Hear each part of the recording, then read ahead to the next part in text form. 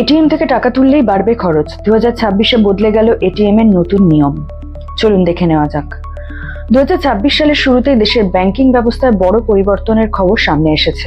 বিশেষ করে এটিএম ব্যবহারকারীদের জন্য এসেছে একাধিক নতুন নিয়ম, যা সরাসরি প্রভাব ফেলতে পারে সাধারণ মানুষের দৈনন্দিন লেনদেনে। ভারতের বিভিন্ন বড় ব্যাংক যেমন HDFC bank, Punjab national bank এবং বন্ধন ব্যাংক এপ্রিলের 1 তারিখ থেকে তাদের এটিএম ব্যবহারের কিছু নিয়মে পরিবর্তন আনতে শুরু করেছে। সবচেয়ে গুরুত্বপূর্ণ পরিবর্তনগুলোর মধ্যে রয়েছে ফ্রি এটিএম ট্রানজাকশনের সীমা এবং অতিরিক্ত চার্জের নিয়ম। আগের মতোই নিজের ব্যাংকের এটিএম এ প্রতি মাসে 5টি ফ্রি ট্রানজাকশন করা যাবে, কিন্তু অন্য ব্যাংকের এটিএম ব্যবহার করলে মেট্রো শহর যেমন কলকাতাতে মাসে মাত্র 3টি ফ্রি ট্রানজাকশন করার সুযোগ থাকবে। এই সীমা ছাড়িয়ে গেলেই প্রতিটি অতিরিক্ত ট্রানজাকশনের জন্য সর্বোচ্চ 23 টাকা পর্যন্ত চার্জ নেওয়া হতে পারে। ফলে অযথা বারবার এটিএম ব্যবহার করলে মাসের শেষে অতিরিক্ত খরচ বেড়ে যেতে পারে। এর পাশাপাশি কিছু ব্যাংক তাদের দৈনন্দিন টাকা তোলার সীমাও পরিবর্তন করেছে।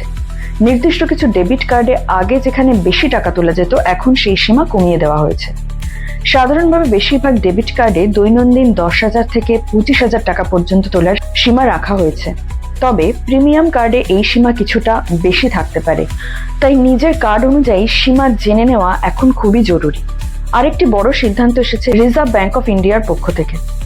আরবিআই নির্দেশ দিয়েছে দেশের অধিকাংশ এটিএম এ এখন 100 টাকা এবং 200 টাকার নোট রাখার ব্যবস্থা করতে হবে। এর উদ্দেশ্য হলো সাধারণ মানুষ যাতে ছোট অঙ্কের টাকা সহজে তুলতে পারে এবং বড় নোটের উপর নির্ভরতা কমায়।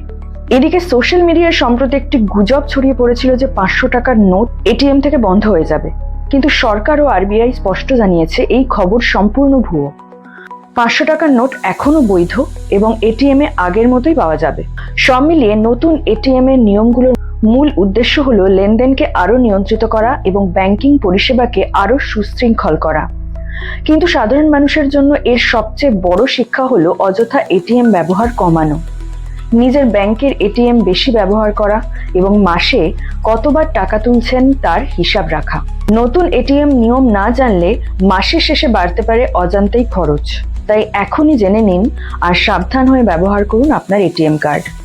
প্রতিবেদনটি ভালো লাগলে সাবস্ক্রাইব করুন রেড পোস্ট নিউজ। ধন্যবাদ।